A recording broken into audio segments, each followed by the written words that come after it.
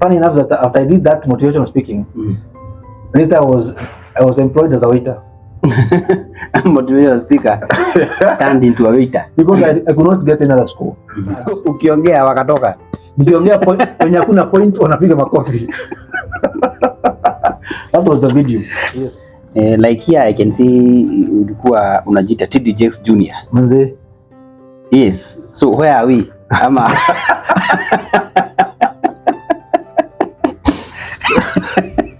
Ayo nilibadilisha.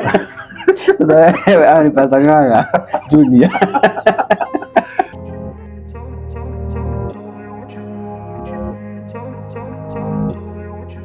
Hi guys, good morning, good afternoon, good evening, depending on the time you're watching this video. Welcome back to our YouTube channel. This is Tamara's family and we are back like we never left. We always bring you content around marriage, relationships, and also inspirational stories. So in today's video we have a guest whom I have known for a while, but in today's video kuna vitu anafanya na niliona pale kwa mtandao. I just want us like to be in the same page. Kuna vitu sijaelewa kidogo. So before we even get there, introduce yourself. Kuna watu hawakujui kwa hii channel. Yes. Yes. My name is Abraham Jim from Nyeri. Yes. I'm a missionary.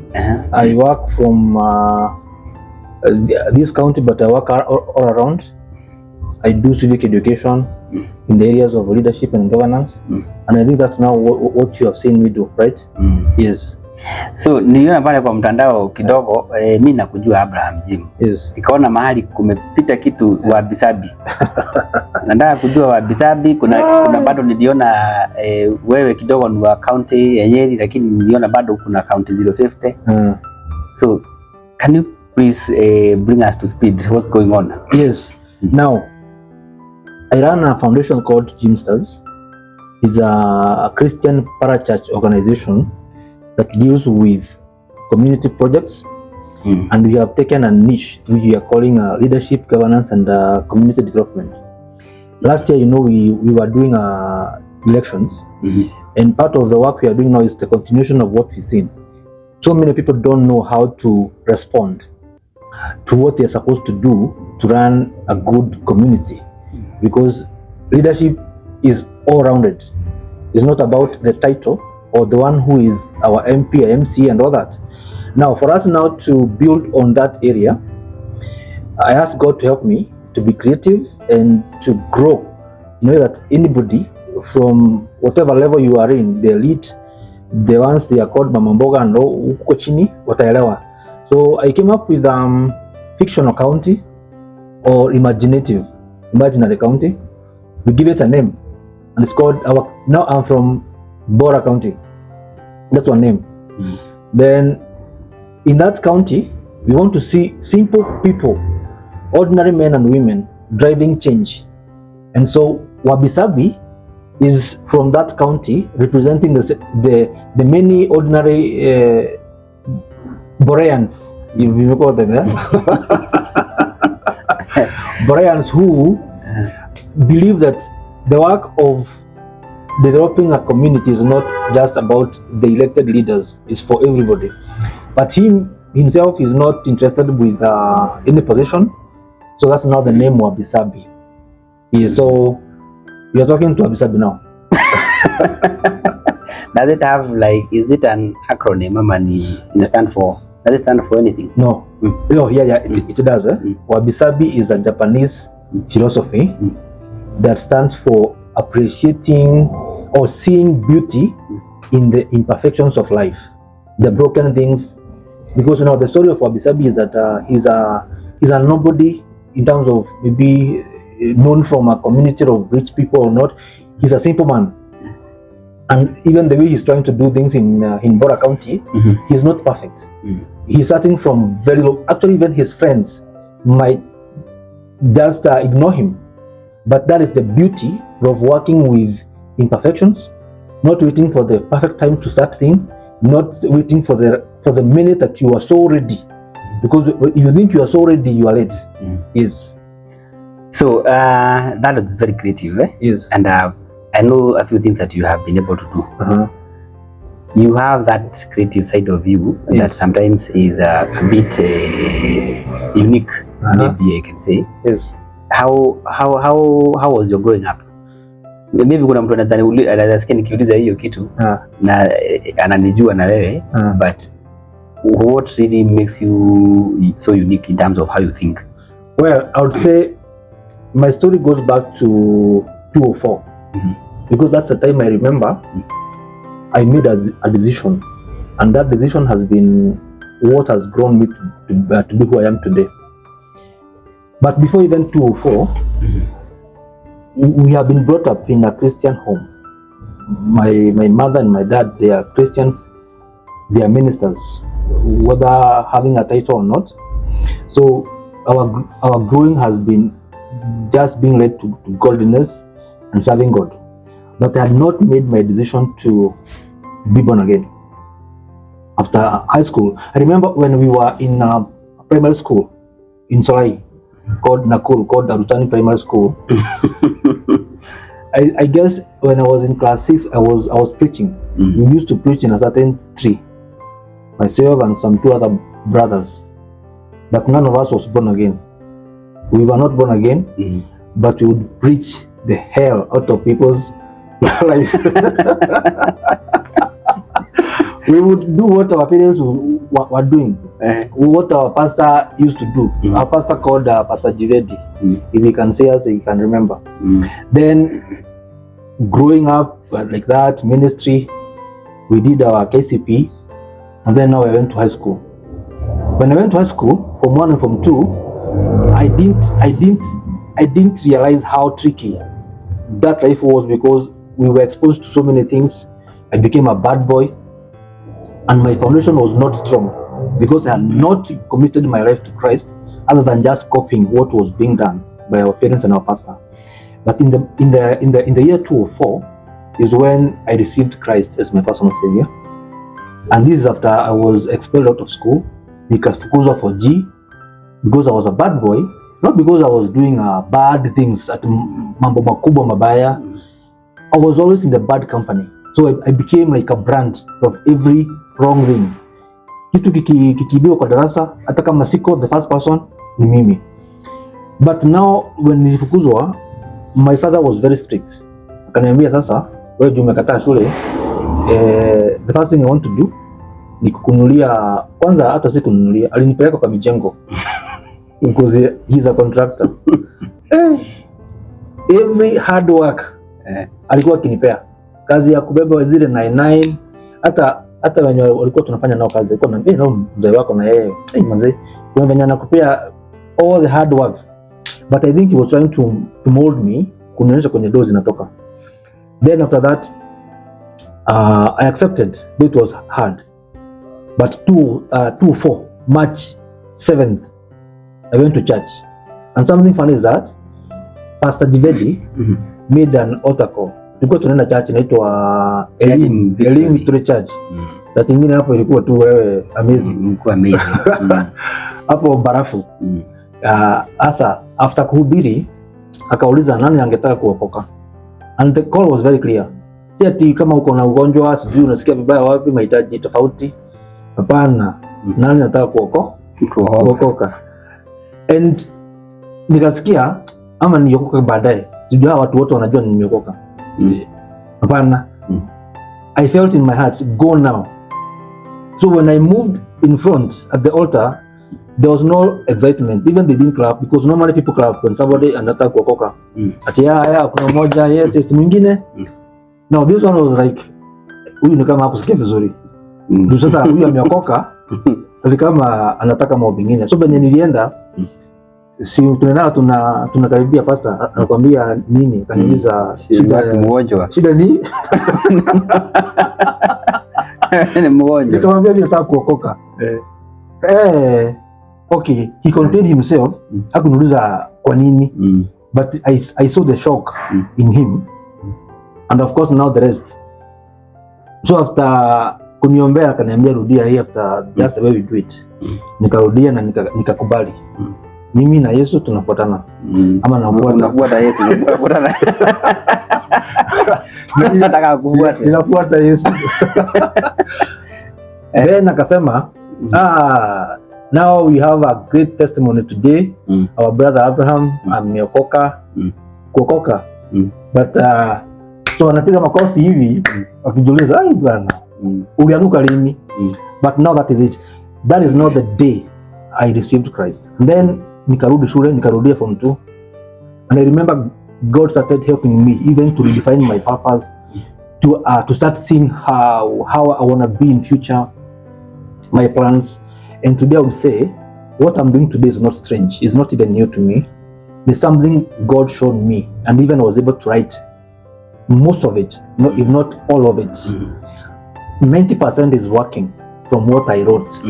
And that's maybe where we can start. Yeah. I have this book. Yes. This book has a lot of what you wrote in those years, 2004. Yes. Like here I can see ulikuwa unajita TD Jakes Jr. Mzee. Yes. So where are we? Ama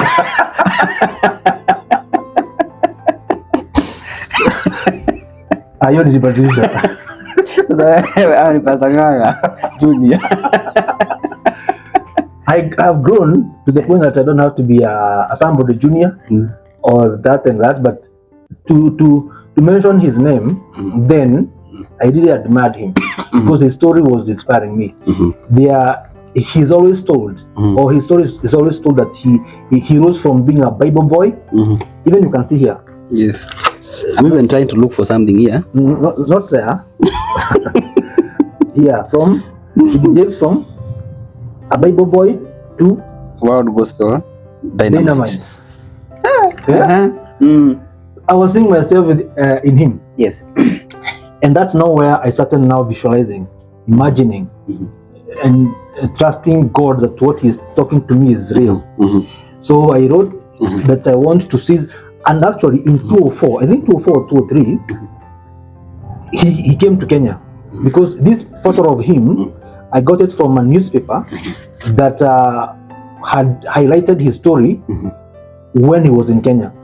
And so it was like a talk of the day that time. Big US based pastor, the Jakes is in Kenya. Sasa nikamsikia. Mimi nikamwadmire, nikafanya my research. Of course through the same newspaper. Hiyo siku hakukuwa na Google. Hata kama kungekuwa huko lazima. Hata sasa simu gani? So he inspired me. Then I wrote a few other things about what I want to become. And they are there. Maybe you can read for me. So one by one.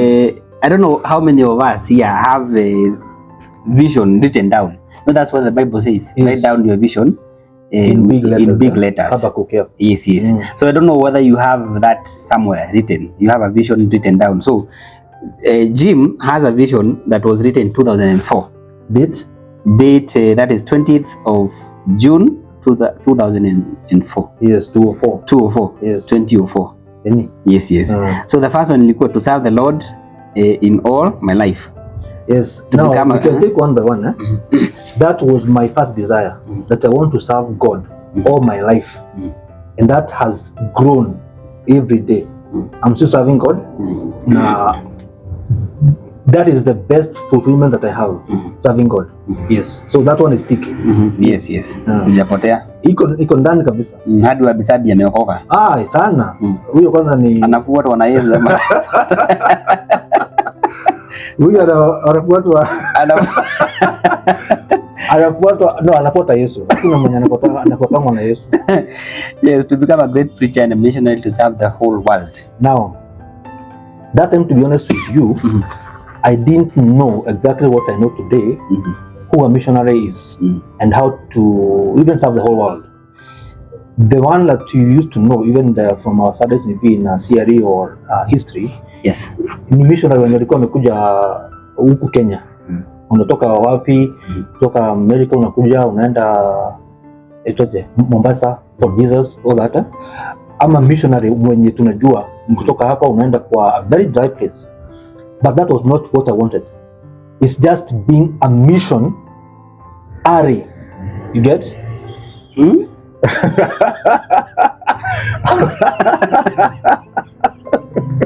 Hii imekupita. To become a mission. To be sent to do missions. Can you repeat? Mission, someone who is being sent for missions. But it has grown to the point where I can define my niche. It's not even about going to those dry places, Turkana, India, whatever. It's about just being in the missions of God. People ask me, are you a missionary? Because people think the missionary lazima uende na huko Lodwar, Turkana, Bali. Everybody is a missionary. Because you are doing the mission of God within the area that God has given you. Even you are a missionary because you are doing it now from this set of sharing with God's people about what you're doing. All right. Yes, and serving God the whole world. Yeah, I had a vision and a dream. Even from my own name, Abraham, Father of Nations. I was seeing a situation where maybe in the future I would become someone moving from one nation to the other. That's now when I was quoting from the whole world. Yeah. All right. Number 3, to become a great teacher that the world has never produced. That one I don't know, because I think the world has always produced greater teachers. But the dream I had that time in Form 2 was to become a teacher. And I remember the time I went to Nairobi University, I was pursuing a Bachelor of Education. I was taking a CRE and Kiswahili. I wanted to become a teacher, but I didn't finish. I just quit. But over time, I have seen that to become a teacher is not just because you're teaching in school.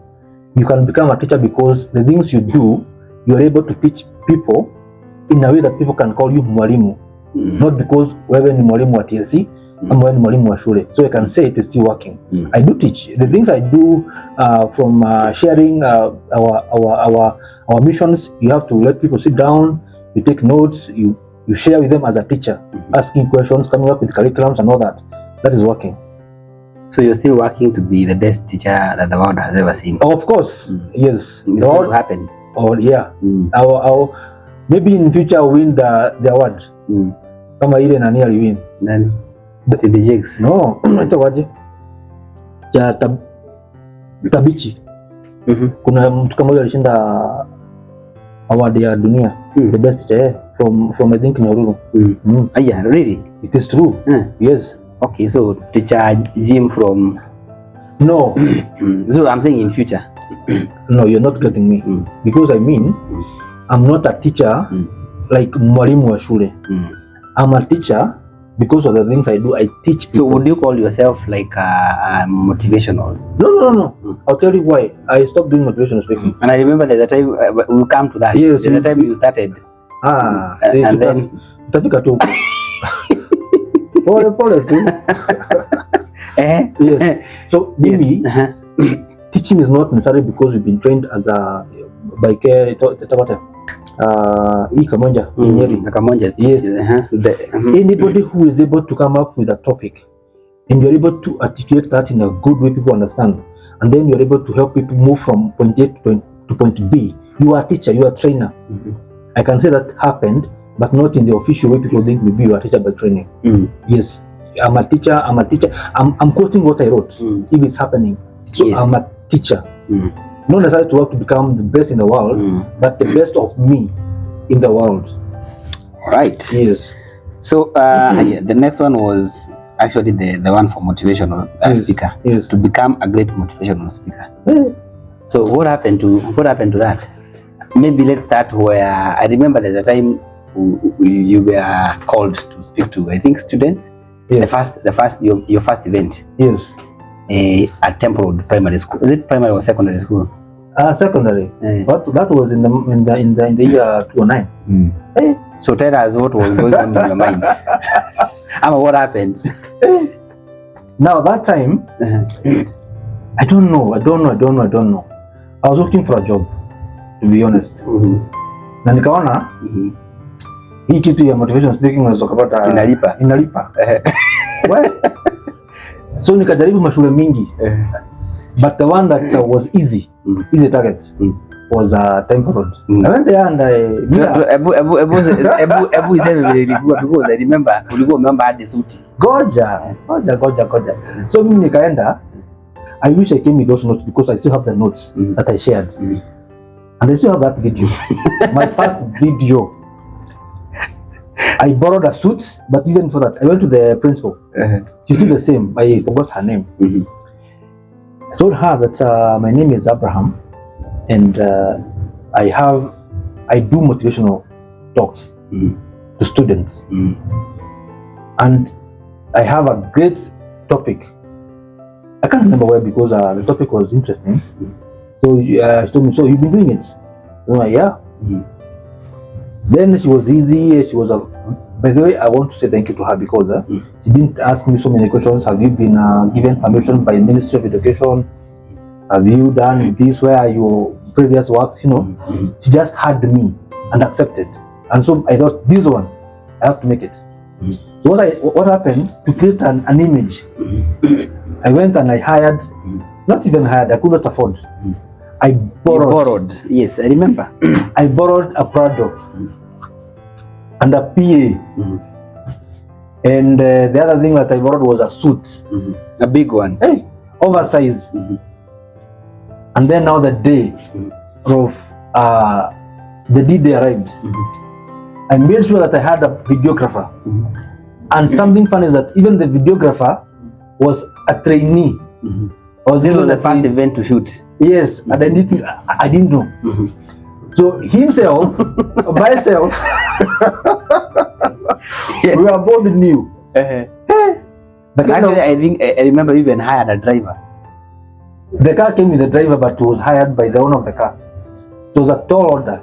Lakini aliniuliza, hey, wewe kwani unataka kuonekana aje? I want to become a serious speaker. Nilikuwa nafikiria tukiwa na Prado watu watakuogopa. So nikaenda nikachapa. Even I'll look for you that video. So I was given a chance and I spoke. I looked very small in the suit. The students were very inspired. Even today I see them in town. Because funny enough that after I did that motivational speaking, later I was employed as a waiter. Motivational speaker turned into a waiter. Because I could not get another school. Even I was not to be paid. The one I borrowed the suit, I told him that I'm going to be paid, so I'll give you something. And even I think I was to put some fuel to the car. I can't remember. The people I was to pay, which I think I didn't pay, was the videographer. Because I remember after the whole shoot, I went and I saw the work he has done. It was very poor. So dark. I was feeling weird that we cannot repeat, and I was prepared to use this one now to launch my motivational speaking career. Now there's no sound, there's no nothing. And even I remember the editing. The editing was even now the worst. The video would start from the end. Wakipiga makofi. Wanaanzia tu. Hiyo ndio introduction. Hata na wakitoka kwanza. Wanatoka? Video inaanza wakitoka. Na ndio nimesimama. Wakati nimesimama akaweka mimi nikitoka. That video was, so I felt bad. So, ukiongea wakatoka. Nikiongea kwenye hakuna point wanapiga makofi. That was the video. So mimi na career yangu chini. I could not proceed. Mimi nikaanza kuhustle my job. The one I got ni mkahawa. I remember one morning I saw a boy. I had no, because anytime you are speaking in a crowd of people, kuna sura moja ama mbili una note vizuri sababu maybe anakuangalia. Sasa nikamuona and they were wishing wakigrow wague kama kuuliza. You know when you speaking, there are so many people who come now later. Oh, excuse me, thank you very much for that, was powerful. I want your number. I have a question. How can I become a great motivational speaker? Great guy. And the next time they are fighting. Now you are there, you are like, okay, yeah, you do this and that. Now you have it become. Mimi nakwambia, I want you to help me. Tumefunga, so many things. So now the worst part was that kwenye niliajiriwa mkawa just hapa in town. I think the mkawa ilikuwa inaitwa Glory or something. When I saw these people coming in, na mimi nafaa kuwa sawa. Unaosha vyombo na huko nje. Hata nilikuwa na wasawa. Mimi nikaingia kwa washroom. Nikamwambia mwingine kuna customers hapo. Nisiende waulize Mr. Speaker, Mr. Motivational Speaker. I don't want to become like you when I grow up. Ama ni wewe sasa, but ni kama walinijua lakini hawakuniuliza. I think they were busy. Kona let us mind our own business. But I felt these people wamenijua. Hata sikukaa kwa hiyo mkawa. Then now from there I grew. I didn't like motivational speaking. And the deeper I was doing it, the deeper I was feeling empty, because motivational speaking is where you want to put God as another option. Work hard, I don't know, save. There's so many things we are told. And then pray, and then involve God. That's how they put it, some of them. So I was feeling maybe when I'm speaking to people, I'm giving people God as an option. And I was feeling, no, God is everything. God is a motivator. He's the healer. He's the provider. So I want to preach. So anytime I was called for motivational speaking, I would refuse. That's not coming later. And then I now went to, I don't want to be called a motivational speaker. I just want to be a preacher. That's now how I was able to transition. Okay. Yes. So I think your story is very lengthy. Yes. And I think we cannot do this like in one video. But maybe as we conclude, yes. Tumefikisha hii namba 4 we wanted to become a motivational speaker, which you did. Yes. But I never took off. Yes. So ulisema ili change ikakuwa na nilifanya kidogo nikasikia ni kama sio mimi. So nikabadilisha. Although I have already done a motivational book I wrote called Awakening Your Genius. Nitakupea hiyo story. Yes. But then there are some 3 more. I think nilikuwa nimeandika vitu 7. Tutaongea maybe next time. Yes. All right. Yes. So I know tukianzia kuongea stories zako za nini kutoka hiyo time kukuja hivi, I think you have been able to achieve quite a lot. Yes. And probably next time we pick from where we have left. But thank you very much for sharing your story. There's someone who probably is watching na saizi yako kwa hiyo nini. Yeah, they are not sure about whether whatever it is I'm dreaming about, it will ever materialize. So what would you tell them maybe as we wind up? I would say that do not despise the days of your humble beginning. And most importantly, whatever God is speaking to you in a small voice, write it down. Write it down, because today I'm so impressed and even flabbergasted by how I took those small voices by faith. And even when I thought nothing is going to happen, God is making it work today. So if you are there, you are starting, you believe in something in you, write it down, do what you can, let God do the rest, and in the few years to come, you stand to see what God is speaking through you, because it's always God. If you are convinced that you become great in future, just do it, believe it. Yes. And it's going to happen. Wow. Yes. So thank you very much. I hope you guys are getting inspired, and I hope to see you in the next video, because you'll be coming back to give us more about his life. And we are more about inspiration and marriage and also relationships. And if you are looking for someone who can get all those, Tamara's family is the place to be. And until we see you in the next video, God bless you and bye bye.